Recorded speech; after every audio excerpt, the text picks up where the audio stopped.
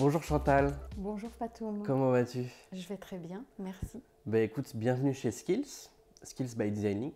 Donc ici on parle des compétences du 21e siècle, des compétences pour travailler, pour vivre, pour s'épanouir dans ce fameux monde de mutation, de transition, de rupture, mais aussi d'incertitude. Chez Skills on parle de la diversité des formes de pensée, pensée créative, pensée critique, pensée complexe, capacité d'apprentissage permanent, capacité de résilience et puis bien d'autres. Mais surtout, on en parle avec celles et ceux qui les pratiquent, qui les expérimentent sur le terrain au quotidien. C'est pour ça que je suis très touché et content que tu sois là avec nous aujourd'hui.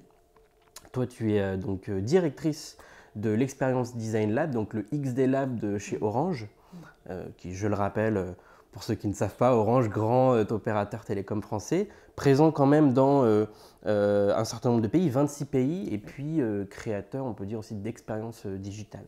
Donc toi, ton domaine, c'est les réseaux télécoms. Aujourd'hui, avec le numérique, avec Internet, avec les objets connectés, avec la mutation des réseaux, il y a eu la fibre, la 5G. C'est un monde qui a été totalement chamboulé, on va dire, ces 20 dernières années. Donc pour bien comprendre avec tes équipes, toi, quel est ton rôle? Est-ce que tu travailles sur les produits, les services quelque part engendrés par ces mutations, ou est-ce que tu penses ces mutations en anticipation, je dirais en avance de phase? Alors déjà, merci de m'avoir invitée, je suis ravie d'être avec toi pour ce moment de conversation. Mais il n'y a pas de quoi. C'est vrai que ce sujet des compétences est vraiment majeur. Quand on regarde le numérique, c'est vrai que nous vivons avec le numérique et le numérique nous transforme.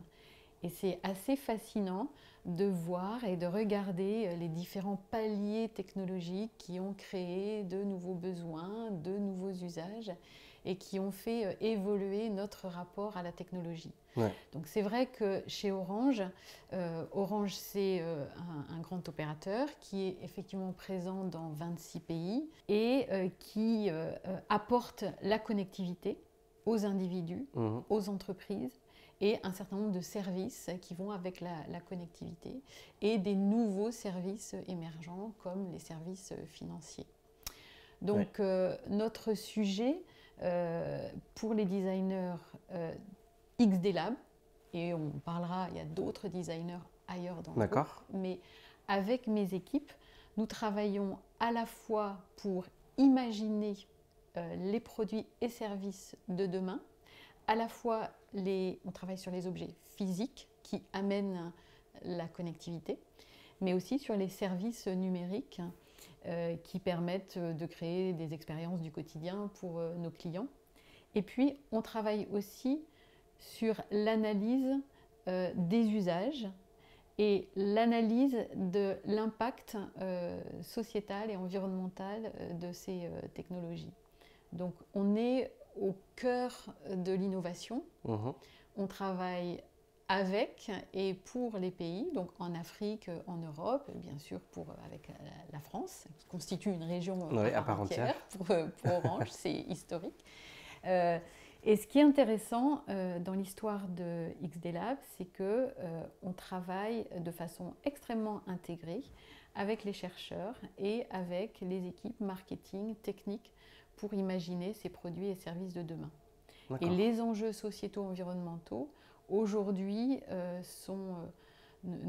amènent des changements, des changements dans nos façons d'aborder les projets sur lesquels on reviendra. Et c'est pour ça que les compétences sont clés. Et sont en train certainement d'évoluer, effectivement. Alors oui, et si je reviens sur ces évolutions, sur ces paliers d'évolution, finalement, le design chez Orange, qui est assez historique, le design est présent depuis un certain temps.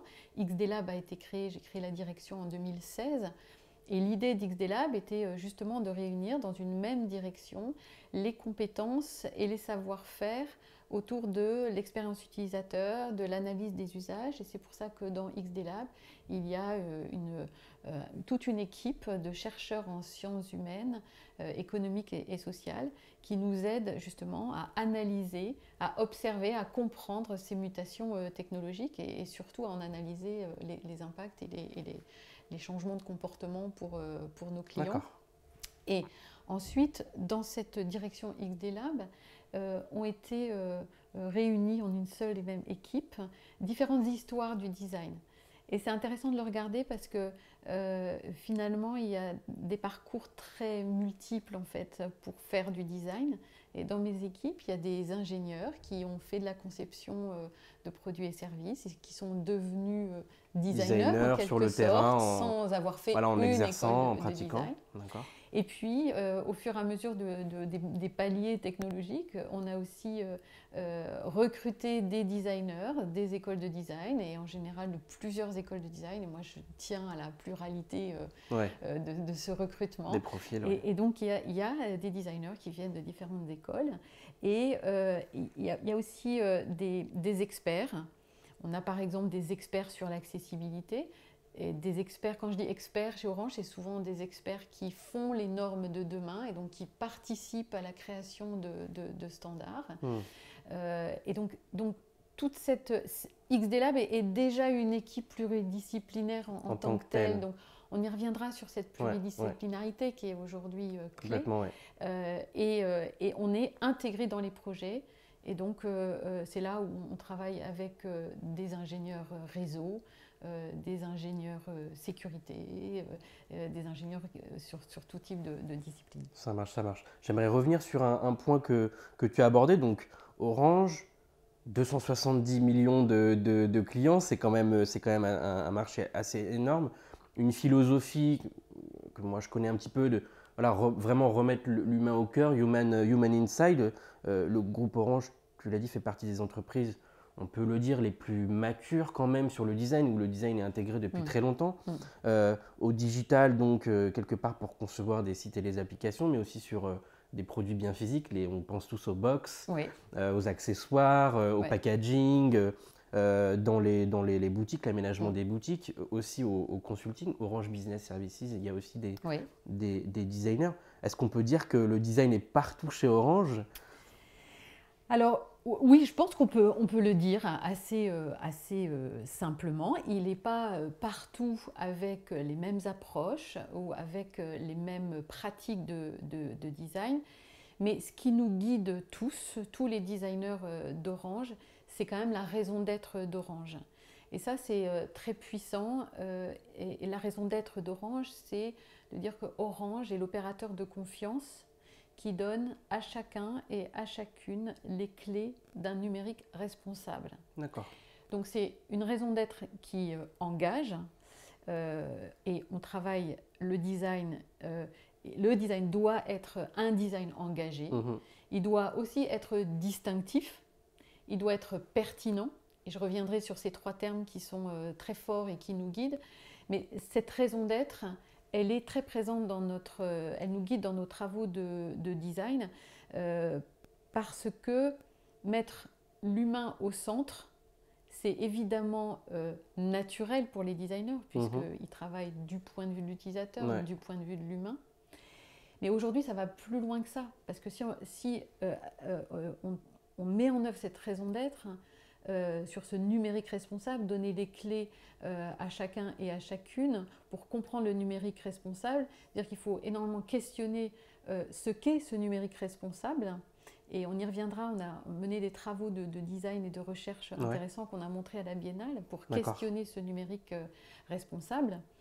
Et puis le chacun et le chacune, c'est extrêmement divers. Oui, c'est les humains au final plus que l'humain tout seul. On travaille avant tout pour des individus ou pour des entreprises, des professionnels qui sont effectivement dans des contextes très différents. Quand on travaille avec les équipes en Afrique ou avec les équipes en Europe de l'Est, en Europe de l'Ouest, il y a des situations très différentes. Il n'empêche qu'il y a des fondements qui sont les mêmes pour tous. Voilà, qu'on arrive à retrouver quand même. Et donc cette question de l'inclusion au sens faire un design pour tous et surtout faire que le numérique soit accessible à tous, c'est vraiment le fil conducteur de nos actions. D'accord. Et ça, c'est... pour toutes les équipes. Et derrière, ça demande vraiment de mettre en œuvre des choses très très concrètes. Un design system que l'on construit avec les pays, ça contient des composants accessibles. Dans le processus de design, dans le processus d'innovation, on doit s'efforcer, et les designers ont un rôle très important à jouer, pour qu'à chaque moment de décision ou à chaque orientation du processus d'innovation, on tienne compte de cette question de l'inclusion, et pas seulement en termes d'accessibilité pour les personnes qui sont à capacité physique réduite, une forme d'ergonomie, mais pour adresser toutes les capacités. Donc cette raison d'être, elle nous guide, et on met en œuvre des outils et des méthodes très concrètes pour arriver à les intégrer dans les projets et surtout à ce que les décisions soient prises sur cette base-là. Et là, c'est pas toujours facile. Ça marche, c'est-à-dire que comment le design peut aider et quelque part à prendre les bonnes décisions. On dit donc finalement le design est partout. Sur l'impact qu'il peut avoir justement sur la prise de décision dans l'organisation. Aujourd'hui, comment tu situes Orange quel est justement entre guillemets un peu ce pouvoir du design pour rappeler régulièrement effectivement ces fondements dont tu as parlé via la raison d'être. Alors en fait, quand je dis les pratiques, c'est vrai, les pratiques du design sont très développées chez Orange. Il y a quand même toute une exigence de performance en fait. C'est-à-dire que quand on réalise les produits et services numériques pour et avec les filiales dans les différents pays, il y a quand même un enjeu concurrentiel extrêmement fort. Donc déjà, en termes de rôle des designers et du design dans les projets, il y a quand même un objectif fort de performance. Donc les compétences, les designers doivent être extrêmement agiles évidemment, habiles pour traiter une question et une problématique très rapidement et finalement réaliser le produit et service le plus rapidement possible. Donc on a un enjeu de performance. S'insérer dans cet objectif-là de performance business. Voilà. Et donc dans cet objectif de performance business, le travail avec les équipes marketing pour comprendre la problématique business et l'urgence business, elle est quand même fondamentale. Donc la collaboration design marketing et design développement, elle est vraiment très étroite et repose sur un objectif de performance. Et puis il y a un design qui est un design plus stratégique. Et je n'oppose pas les deux, évidemment. Les deux, d'ailleurs, à certains moments du processus innovation, sont extrêmement intégrés. Collaborent, et d'ailleurs, il y a des designers qui abordent les deux, qui sont en capacité à la fois sur le design stratégique et à la fois sur la capacité de réaliser ou de diriger la réalisation design pour que ce soit performant.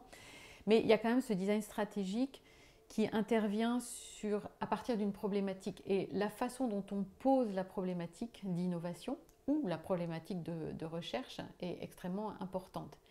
Et c'est là, dès l'amont en fait, c'est au moment où on pose la problématique avec les équipes marketing et les équipes techniques que se joue finalement l'impact positif que l'on va rechercher.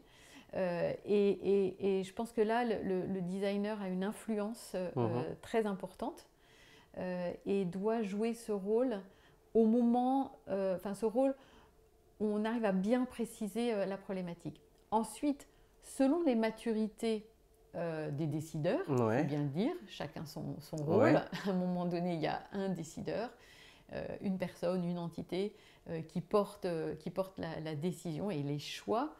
Effectivement, là, selon la maturité ou la perception du design, parfois le design va être considéré comme une exécution, un exécutant pour incarner, formaliser d'une décision. Et la marge de manœuvre va être très réduite. Il faut l'admettre, ça peut être le cas dans certains projets. Et puis dans tous les sujets d'exploration, dans l'innovation, c'est-à-dire avant d'avoir défini la solution, avant d'avoir défini le produit et service qui sera dans la main du client, en tout cas avant d'avoir dessiné l'expérience, c'est là qu'il faut énormément influencer. Et c'est là où on doit faire en sorte que le designer comprenne la stratégie du groupe, comprenne les enjeux business, comprenne aussi les enjeux technologiques. Pour être pertinent dans ces phases-là. Pour être pertinent. Et ça en fait un acteur clé du projet. Donc tu reconnais quelque part qu'effectivement la performance, on va dire aussi du design, elle est plus efficace peut-être sur ces problématiques plus floues, très en amont, où effectivement il y a peut-être un manque du côté des décideurs de capacité à tout bien comprendre, à tout bien saisir. Et donc c'est peut-être là potentiellement où les designers sont aussi peut-être plus efficaces ou doivent peut-être prendre plus de place, quand bien même par contre ils maîtriseraient effectivement tous les tenants et les aboutissants de la technique, du marketing, du business, etc. quoi. Ouais, je pense que je pense qu'il y a une question de légitimité aussi. Donc, il y a certains designers qui se sentent légitimes et donc qui ont une façon de prendre place aussi dans le projet Peut-être dans la proposition. et dans la proposition. Ouais. Et puis parfois on arrive trop tard. Donc c'est compliqué pour un designer d'influencer lorsque le processus est trop engagé. Ouais. Donc moi, mon rôle en tant que directrice de ce design-là, XD Lab, je travaille beaucoup au quotidien pour faire en sorte que le design ait sa place dès le début du processus. Et il y a beaucoup de projets où c'est engagé de cette façon-là, Ouais. et puis d'autres pas. Et qu'est-ce qui fait que ça se... Du coup, c'est quoi, s'il y a une forme de soft power du design, comme on arrive d'un point de vue certainement culturel aussi, à arriver à un moment donné à mettre le design en début de projet ou en début de réflexion. Parfois ça ne va pas marcher. Est-ce qu'on sait mettre des mots, expliquer ce qui fait le déclic, on va dire, d'un côté ou de l'autre? Là, je vais te parler en fait de mon expérience, Ouais, donc ouais. j'ai pas la prétention que ce soit une théorie. C'est de mon expérience et ça fait quand même une dizaine d'années Ouais. que je suis engagée Exactement. dans le design, et pas seulement le design, dans l'innovation. Mais donc en fait, de toute cette expérience, je vois qu'il y a quand même une culture, une façon d'aborder les sujets du point de vue de l'ingénieur, du point de vue du chef de produit, du marketeur, et du point de vue du designer, qui sont quand même très différentes. Ouais. Alors, si je dois simplifier là pour notre conversation, un designer, il va beaucoup avoir un mode de pensée par association d'idées. Il va relier. Il va relier des choses. Ouais. Sans pour autant pouvoir justifier exactement pourquoi il les relie, mais il y a une espèce d'intuition. d'intuition. Et puis cette capacité, une pensée par association. Les ingénieurs sont formés pour proposer très rapidement des solutions. Et donc parfois, et certains projets commencent par énoncer une solution, et finalement, qu'est-ce qui pourrait être l'usage et le besoin correspondant à cette solution. Et donc quand le designer vient avec ses questions, parce que de fait, son travail c'est de questionner et c'est d'observer ce qui se passe réellement, évidemment ça perturbe. Donc ça peut être un élément de difficulté pour intégrer le designer au début d'un processus. Et puis il y a aussi le point de vue du business.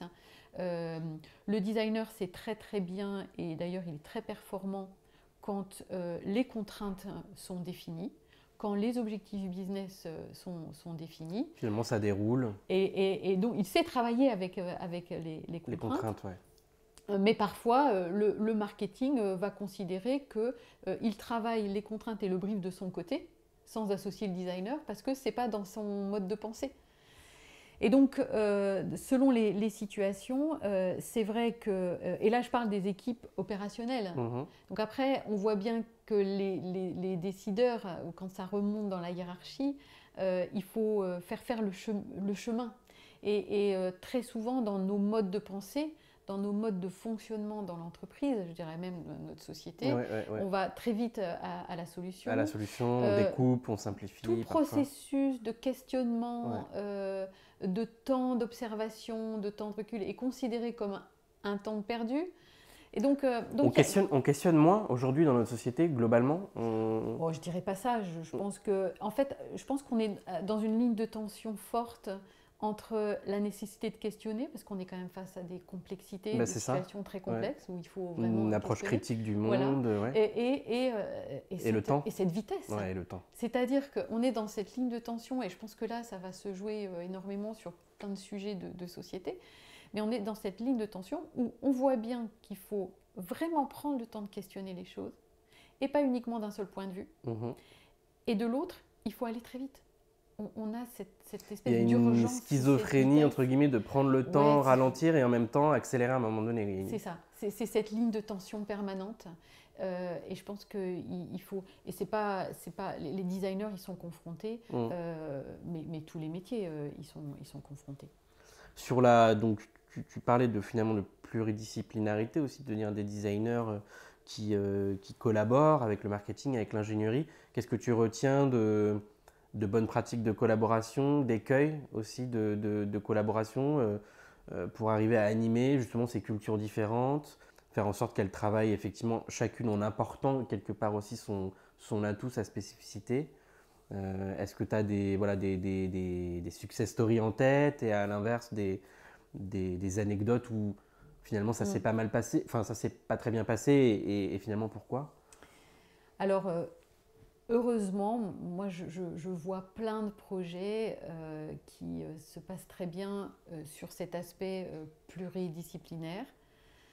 Si on prend la Livebox, quand on fait le design du produit, c'est une collaboration extraordinaire entre beaucoup d'experts et avec les designers qui travaillent sur cette Livebox. En plus, quand on travaille sur l'objet physique, on travaille aussi sur l'expérience digitale qui va avec. Donc c'est un système. Ouais. Donc c'est tout un écosystème autour de cet objet Livebox. C'est un concentré de technologie. Donc c'est toute une série de contraintes avec lesquelles il faut jouer.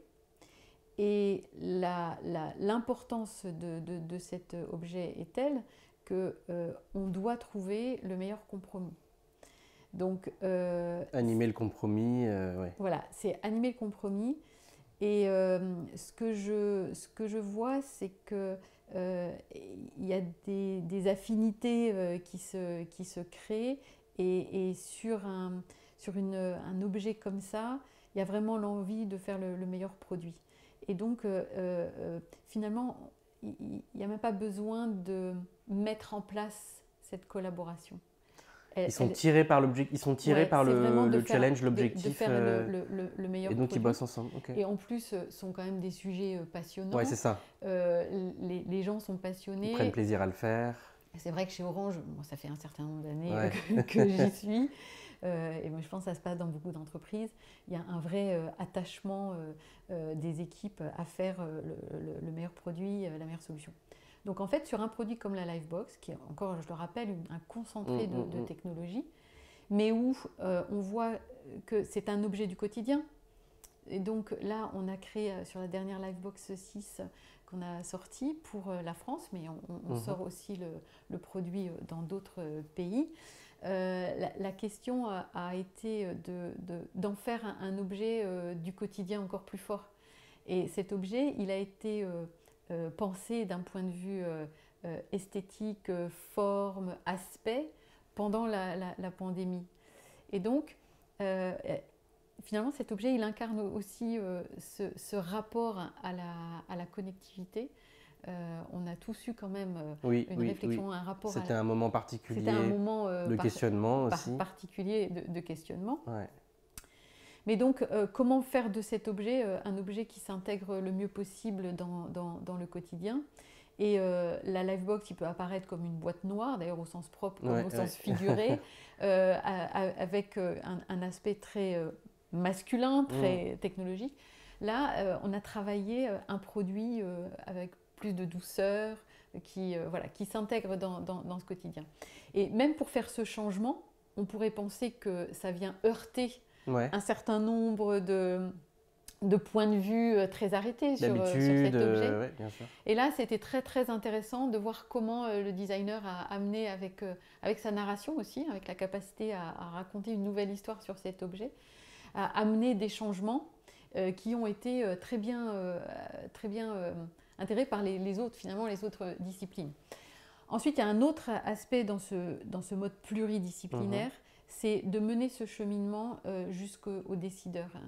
Et il y a un travail à faire, et le designer, je pense, a un rôle très important à jouer pour faire que les décideurs, qui sont aussi de points de vue différents comprennent en fait ce cheminement et ce compromis. Quelque part, tu as aussi vécu ce passage de la conception très produit à maintenant, on parle plus d'expérience. Est-ce que ça a changé les compétences? Tu parlais aussi de designers qui venaient de l'ingénierie au départ. Est-ce que ça a dû amener une évolution des compétences pour qu'ils passent aussi de cette culture du produit à une culture plutôt de l'expérience? Alors ça, c'est super intéressant parce qu'en fait, ça va avec l'histoire du design chez Orange. Ouais.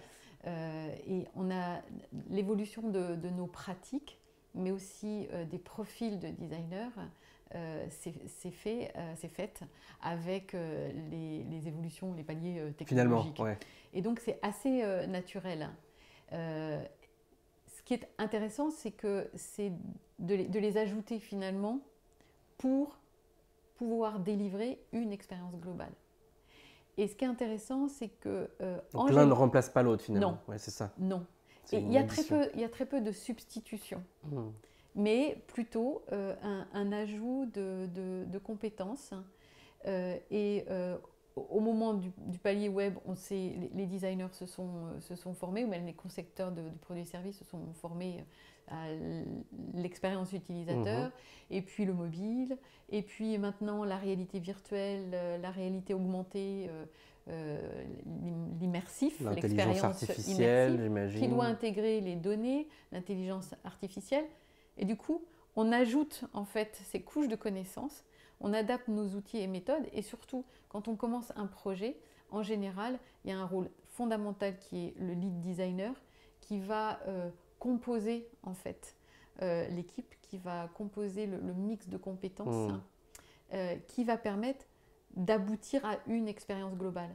Après, on a la chance d'avoir différents designs. On a quand même des designers produits au sens design industriel, designers sonores, designer packaging, designer UX, UI, encore une fois des experts très pointus sur l'accessibilité, sur l'AR/VR. Donc il y a un joli panel quand même pour composer derrière un peu tout ce qu'on veut. C'est fabuleux. C'est une belle richesse. Et donc on compose pour justement faire en sorte que cette expérience soit une expérience cohérente et qu'elle soit conforme non seulement à l'identité d'Orange, mais aussi aux valeurs d'Orange. Alors quand je le raconte comme ça, c'est au quotidien, ça demande beaucoup de travail. Pluridisciplinarité dans le design, avec les designers. Ça demande de tisser beaucoup de liens. Mais je trouve ça fantastique, justement, dans cette approche, dans cette pensée par association, cette capacité du design à relier les choses pour que ça fasse une expérience globale. Mais c'est notre quotidien et c'est assez fascinant. Ça marche. Je sais que tu promeux aussi particulièrement le design comme moyen de faire de la recherche, c'est-à-dire vraiment au sens R&D, recherche et développement, c'est-à-dire finalement créer des artefacts qui n'auront pas toujours ce dont tu parlais tout à l'heure, cette fin commerciale sur le marché, mais qui permettent d'engager des conversations, d'ouvrir des débats. Est-ce que tu peux nous donner un exemple pour nous expliquer un petit peu concrètement qu'est-ce que ça apporte à un groupe comme Orange, cette approche? Alors déjà, c'est effectivement un travail auquel je tiens. Alors si on regarde l'ensemble de l'activité d'XD Lab, on a un bon tiers de notre activité qui est avec la recherche, mais avec la recherche dans le sens où on réalise des prototypes pour illustrer, pour tester les concepts qui sont travaillés en recherche. Donc ça, c'est une chose.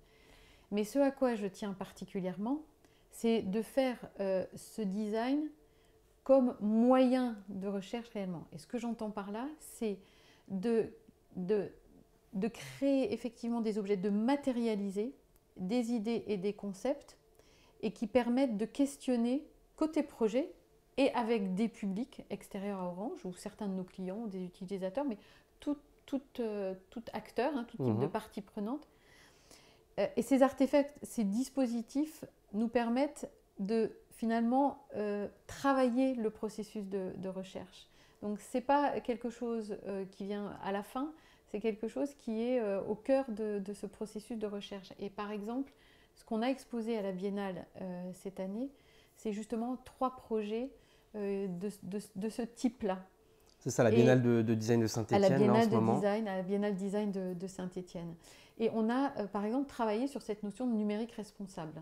D'accord. Et ce que les designers ont fait, alors c'est peu de designers, mais parce que je pense que ce n'est pas nécessaire d'en avoir beaucoup à le faire.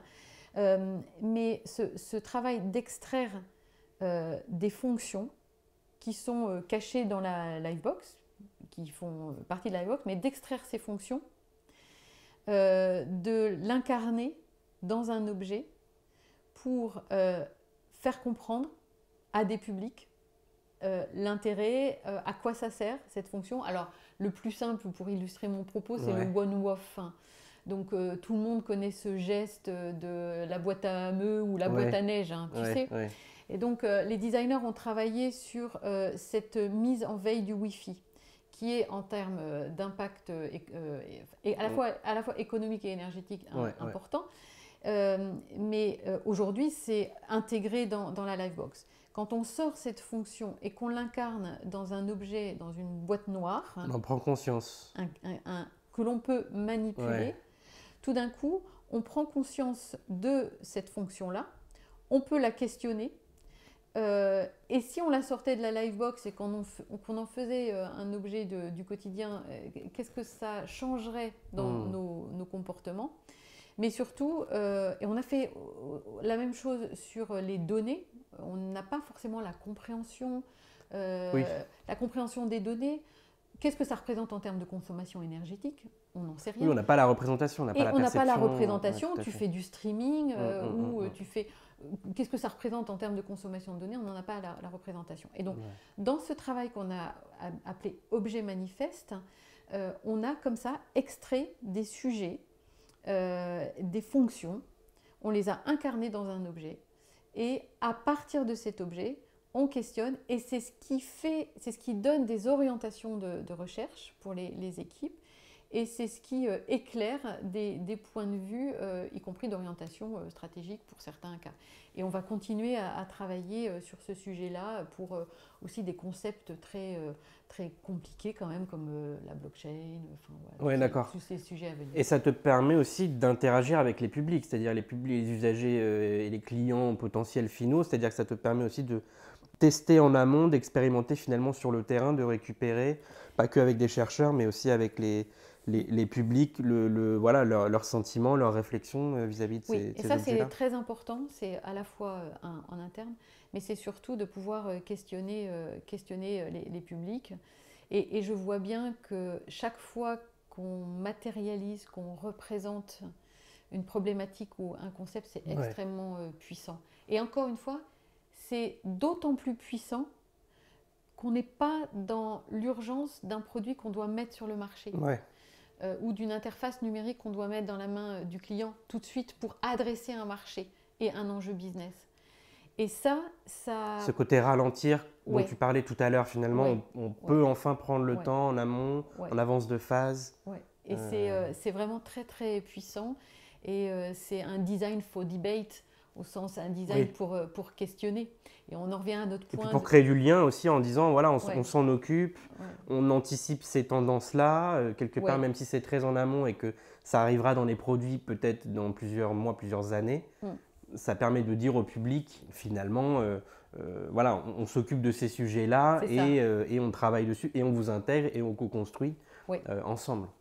Et je pense que ça, c'est une autre façon de travailler. Et un sujet qui me tient à cœur, c'est cette relation à la technologie. Je pense qu'on a aussi un rôle, les designers, dans cette capacité à représenter les choses et à imaginer les choses, à incarner les choses, mais surtout dans le travail que l'on fait dans cette démarche-là, on y met...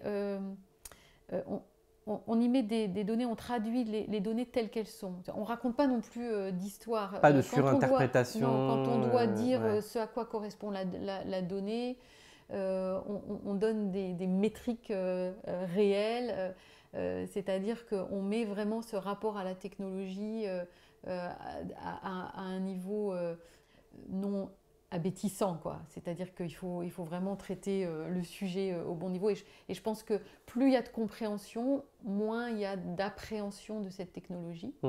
Et moins il y a d'appréhension, bah, plus on fait de l'inclusion. C'est-à-dire que tout le monde doit avoir accès à cette technologie. Et ce travail permet de décortiquer ce qui risque d'être compliqué pour les gens, mais bien en avance de phase. Et ça permet d'orienter la recherche. Et c'est là où, pour moi, il y a une influence forte du design. Très clair.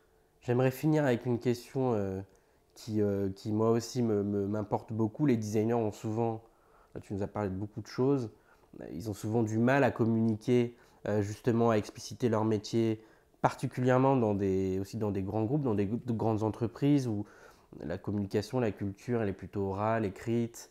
Et là où le design s'exprime davantage, on le voit on en a parlé avec la forme, avec l'expérience, avec la perception, avec les sens, les émotions, etc. Est-ce que selon toi, finalement, est-ce qu'on est obligé de faire l'expérience du design pour le comprendre? Moi, j'ai quand même la conviction que oui.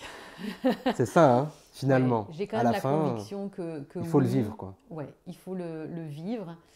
Moi, je l'ai vécu, mais j'ai vraiment des tas d'histoires à raconter. Dès qu'on fait vivre une expérience, et parfois même il faut s'autoriser à concevoir cette expérience avant même d'avoir le brief pour pouvoir sensibiliser sur un aspect ou un autre de l'expérience client. Mais on voit bien dans tous les sujets de la relation client, dès qu'on fait vivre à la fois le processus de design et l'expérience elle-même, parce qu'on a eu la capacité à la mettre en forme, y compris avec tous les aspects sensoriels, parce que c'est ça qui fait l'expérience. Là c'est puissant et c'est compris. Il n'y a plus besoin d'expliquer, il n'y a plus besoin de justifier, les gens comprennent, les gens intègrent. Et c'est quand même très puissant. Et me vient à l'esprit, si tu veux bien que je raconte cette histoire-là, qui n'est pas vécue chez Orange, mais qui est vécue par... dans une grosse agence de consultants. Et dans cette agence, des consultants, alors entre guillemets classiques, doivent travailler avec des designers. Et c'est nouveau dans cette agence de consulting.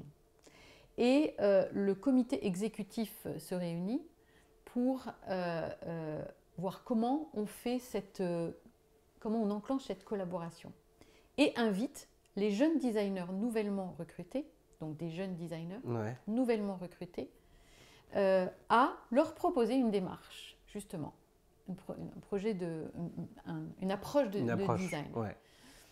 Et parmi les jeunes designers, il y en a une très jeune qui arrive devant, donc t'imagines, un comité exécutif de cette grosse agence de design que je ne nommerai pas. De conseil. De conseil, tu vois, le lapsus révélateur, très révélateur. Elle arrive et elle dispose à chacun un bâton et de la pâte à modeler.